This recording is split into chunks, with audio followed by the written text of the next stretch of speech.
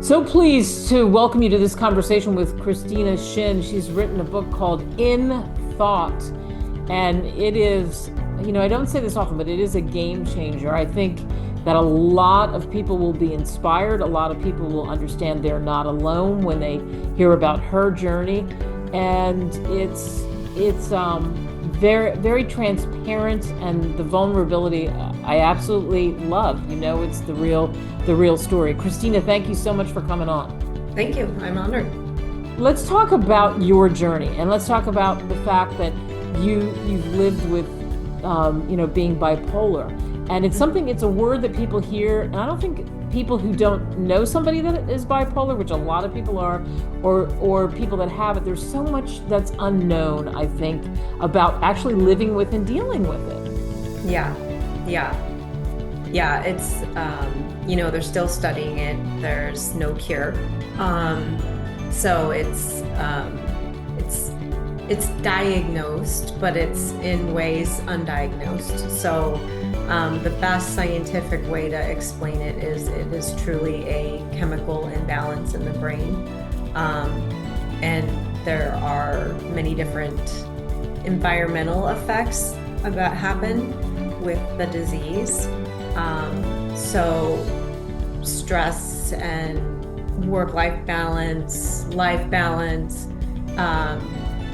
even how you treat yourself matters. So these things play into your mental health. So it's a tricky disease. When did you know that when were you diagnosed? When did you know something was not right?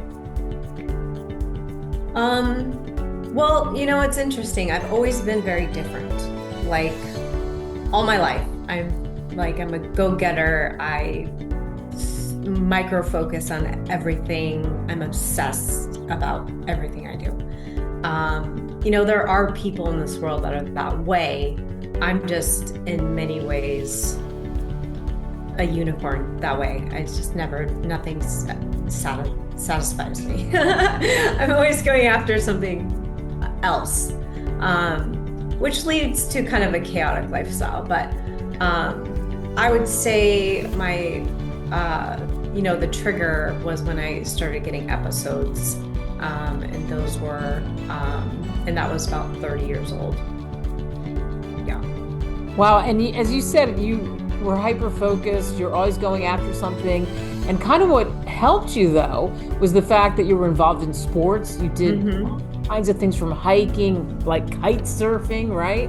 Yeah, I've done it all. I was one of the first kite surfing girls. I demoed all the boards, was part of that. Had an incident that kind of made me think twice about kiteboarding, so I went into mountain biking, and I actually raced downhill mountain biking. So I've been quite the adrenaline junkie, and so that kind of makes sense. My chemical and my fear factor in my brain, don't really have a lot of fear. I've grown up doing, basketball, dance, gymnastics, and then when I was in my teenage years, I was a big wakeboarder, snowboarder. So I've done all of these sports, and just learned them, and then just got good at them, and just kept going and going and going. So I've always managed my bipolar with my sports, but when I knew something was wrong was when I actually had a traumatic episode that was not who I was. It was not who I was. Yeah. Yeah, one of the things that I talked about, and one of the things that, like I said, I love about your book is that, and you should be honest, and you're very honest about so many things in what you write, and that's how you express yourself. But you almost weren't with us. Right. Yeah. Yeah. My first episode was when I was 30, and I was getting into my own spirituality. And again, I get obsessive and so forth. And so, that led me down this path. And I just, the world was so hard to me. And the chemistry in my brain was just amping me up and amping me up. And I was in a state of elation. And in that state of elation, I decided I just wanted to go be with God. And that was, it's psychotic to actually think that that's what you need to do, right? So in that way, I drove my car into the ocean. I tried to commit suicide. Yeah. What pulled you back? Well, I've never wanted to hurt anybody. And so these bystanders off the beach came into the water, and I was fairly deep, but I was getting deeper and deeper. And they would not stop trying to get me out of that car. And at one point I saw one of the guys just kind of start going under the car, and I was like, no way, I'm out. I just rolled down the window, and at that point all the water was already coming into the car, and I just jumped on top of the car and just surrendered. I guess this is not the will, right? It wasn't my time. And I did not want to hurt anybody. Yeah. Which, thank goodness for those bystanders. Tell us about your book and what people can expect, and pulling that all together in thought. Yeah. Well, the book is a bunch of short stories. And I wanted to make sure that it was coming from me. I wasn't writing the book to entertain anybody, right?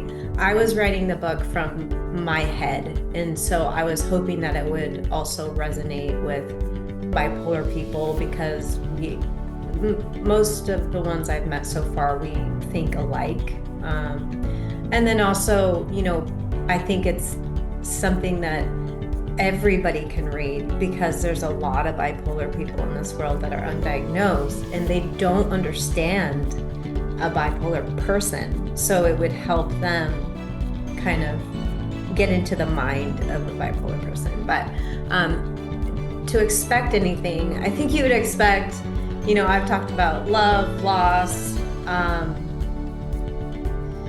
social, just society. And I wrote it, a year ago, so things have changed a bit. It was, coming out of COVID and so forth. But, social media, the business, I'm a businesswoman, so I wrote, a lot about the way we look at money and so forth. And, there's a lot of motivational things in there. Yeah, there's a whole collection of things to look at in my book. And what's interesting is you're a successful entrepreneur, but also you're a mom. You have 2 children. Yeah, absolutely. I am busy. I work full-time for a big organic company. I own a gift basket company, and I have 2 children. One's 18 and one's 15. So one's out in college and the other one's still in high school.